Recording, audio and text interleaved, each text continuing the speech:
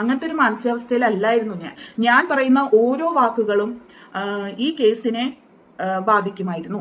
ഉപ്പുമുളകും എന്ന സീരിയലിലെ പ്രധാന കഥാപാത്രങ്ങളായ ശ്രീകുമാറിനും നടൻ ബിജു സോപാനത്തിനുമെതിരെ അതേ പരമ്പരയിൽ അഭിനയിച്ചിരുന്ന നടി ലൈംഗികാതിക്രമത്തിന്റെ പേരിൽ കേസ് കൊടുത്തിരുന്നു. ഇപ്പോഴിതായി ഈ വിഷയത്തോട് പ്രതികരിച്ച നടൻ ശ്രീകുമാറിന്റെ ഭാര്യ സ്നേഹ ശ്രീകുമാറിന്റെ വാക്കുകളാണ് സോഷ്യൽ മീഡിയയിൽ ശ്രദ്ധ നേടുന്നത്. ഇത് വ്യാജ പരാതിയാണെന്നും പരാതി കള്ളമാണെന്ന് തെളിയിക്കുമെന്നുമാണ് സ്നേഹ പറയുന്നത്.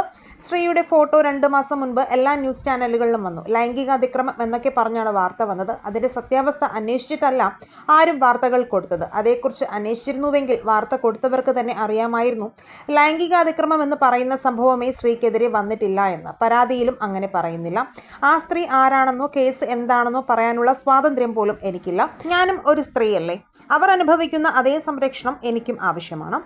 പക്ഷെ അത് പറയാൻ പറ്റാത്തത് എൻ്റെ ഗതികേടാണെന്നേ ഞാൻ പറയൂ. ആ പരാതി 100% വ്യാജമാണ്. നിയമപരമായി തന്നെ അതിനെ നേരിടുമെന്നുള്ള വിശ്വാസം എനിക്കുണ്ട്. നമ്മളുടെ കർമ്മം തന്നെയാണ് ദൈവം എന്നുള്ളതാണ്. അതായത് ഇപ്പോൾ നമ്മൾ അമ്പലത്തിൽ പോകും, അല്ലെങ്കിൽ 24 മണിക്കൂറും പ്രാർത്ഥിക്കും.